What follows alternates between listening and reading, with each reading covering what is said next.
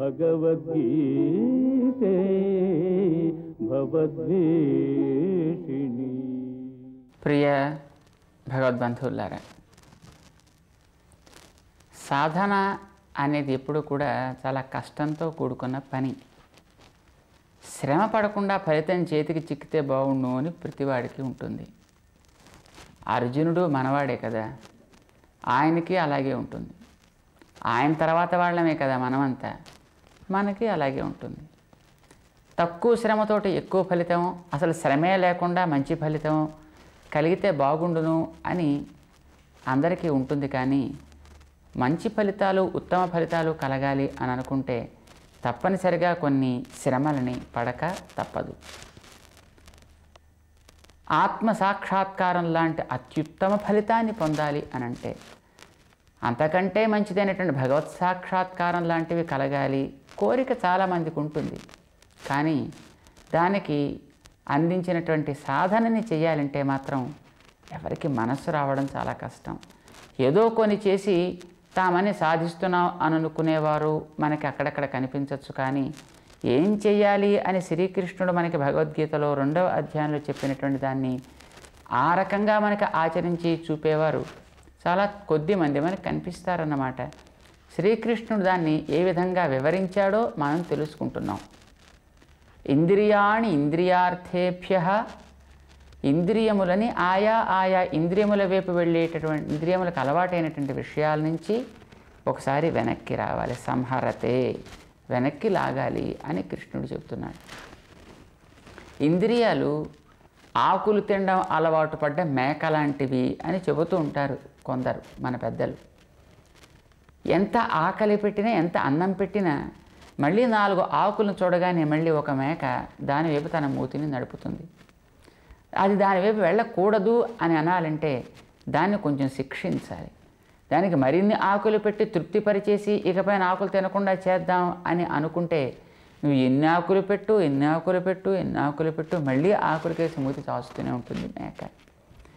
దాన్ని చూసినప్పుడు ఆ వైపు వెళ్ళకూడదు అని అనుకుంటే ఆకులు నువ్వు చూపించు, కానీ దానివైపు చాపిన మూతికి ఒక బెత్తంతో దెబ్బ కనుక వేసినట్టయితే దానివైపు వెళ్లకుండా ఉంటుంది. మళ్ళీ అటు చాస్తుంది, మరొక దెబ్బ వేయి, మళ్ళీ చాస్తుంది, మళ్ళీ కొంతకాలం దానికి కాన్స్టెంట్ సాధన కావాలి. కొంతకాలం తినగా ఇక ఆకులేపు మనం మూతి పెడితే మనకి ప్రమాదము అనే స్థితి దానికి తెలిసి అటుపక్కకి అది వెళ్ళడం, ప్రవర్తించడం మానివేస్తుంది.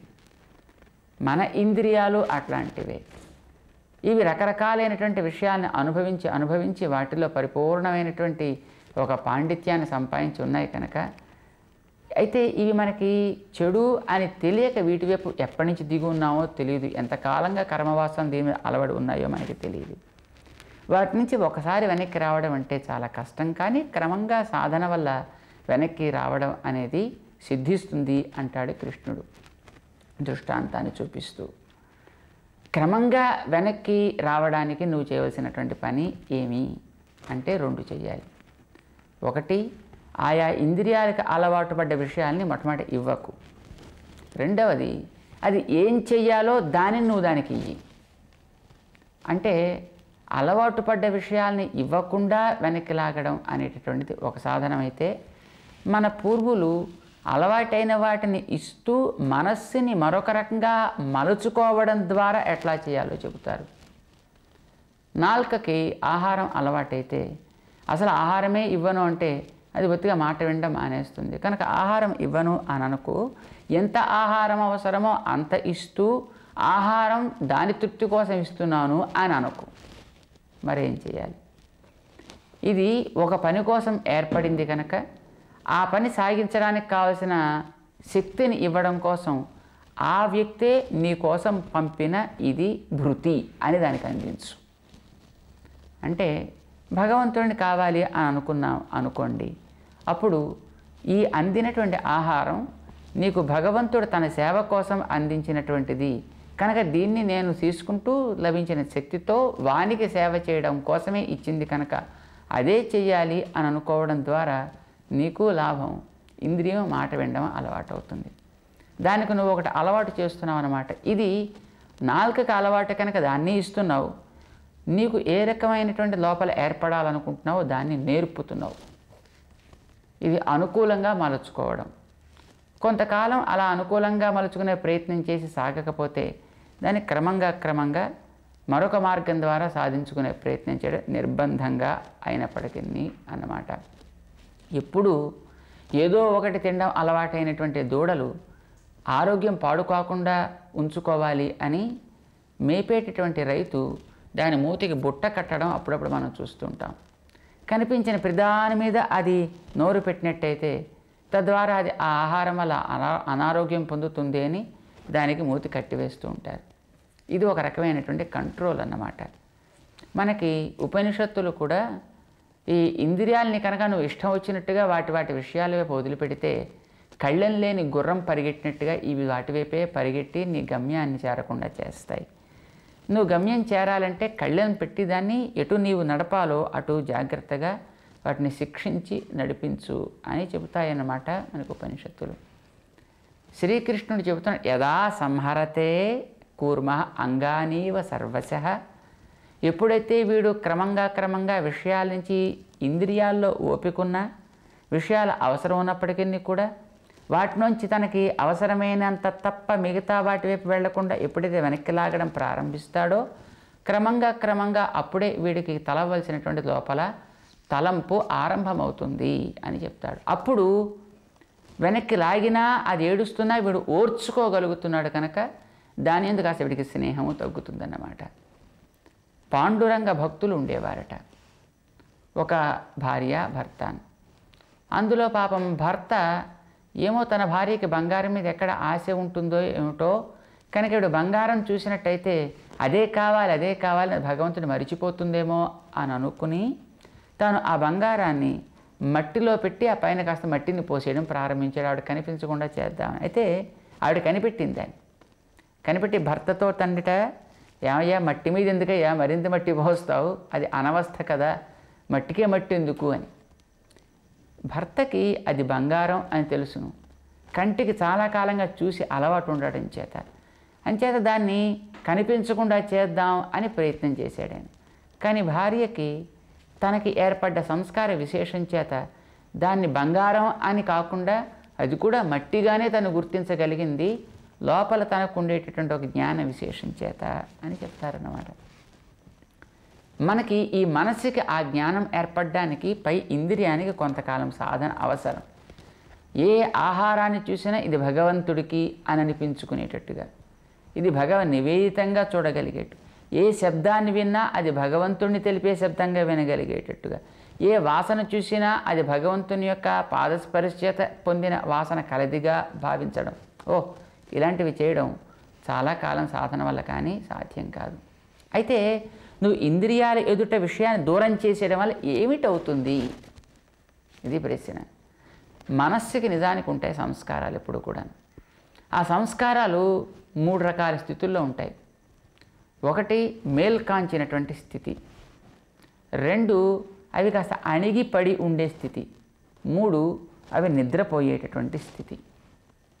సామాన్య జనానికి అందరికీ కూడా మానసికమైనటువంటి ఆ సంస్కారాలు ఇంద్రియాల ద్వారా ఎప్పుడు మేల్కాంచి ఉంటాయి కనుక ఇది ఫలానా వస్తువు, ఇది ఇలాంటి ఆనందం కలిగిస్తుంది, ఇది ఫలానా వస్తువు, ఇది ఎట్లాంటి ఆనందం కలిగిస్తుంది అని తెలుస్తుంది. ఇంద్రియం ఎదుటి నుంచి వస్తువును కొంతకాలం తీసి దానికి కనుక దాని నుంచి దూరంగా అట్టేపెట్టినట్టయితే ఆ వస్తువుతో ఉండే పరిచయం సన్నగిల్లడం చేత సంస్కారాలు కొంచెం సన్నగిల్లుతాయి. మానసిక సంస్కారం సన్నగిల్లడం చేత ఇదివరకు ఇట్లాగా అత్యంత జాగరూకతతో దాన్ని గమనిస్తూ ఉండదు. కానీ అప్పుడప్పుడు ఆ వస్తువుని చూసినప్పుడు మాత్రం ఇది ఫలానా, దీనికి ఈ రుచి ఉండేది, ఇది తింటే బాగానే ఉంటుంది, ఇది పొందితే బాగానే ఉంటుంది అని అనిపిస్తూ ఉంటుంది. సంస్కారాలు సన్నగిల్లాయి అన్నమాట. విషయాన్ని దూరంగా ఉంచావు కానీ లోపల నీకు దాని యందు ఉండేటువంటి రాగం ఒక్కటి నిలిచి ఉంది కనుక ఆ వస్తువు గురించినటువంటి జ్ఞానం నీకు ఉంటుంది.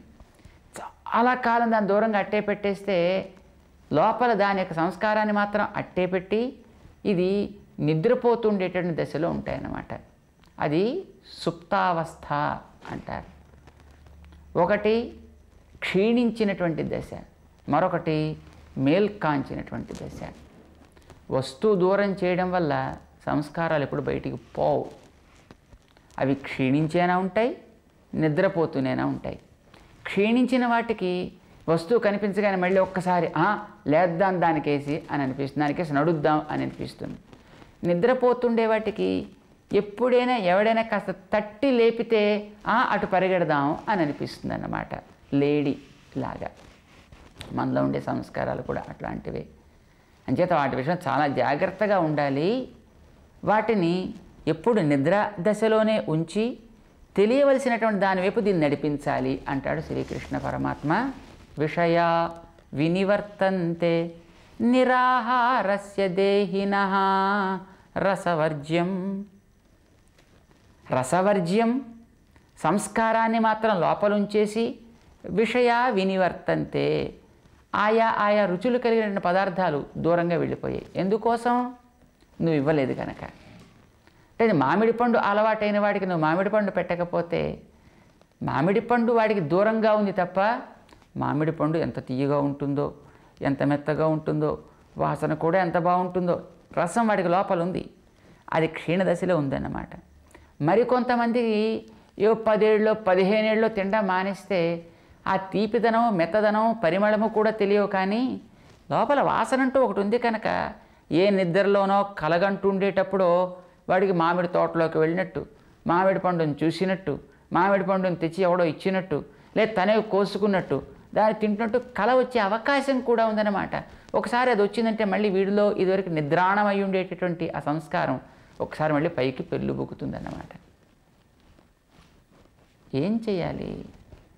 కేవలము లోపల ఉండేటటువంటి సంస్కారాల్ని బయట వస్తువులు దూరంగా ఉంచడం చేత మాత్రమే మనం జయించగలం అని అనుకుంటే చాలా పొరపాటు. అది మనకి సాధనకే కాదు.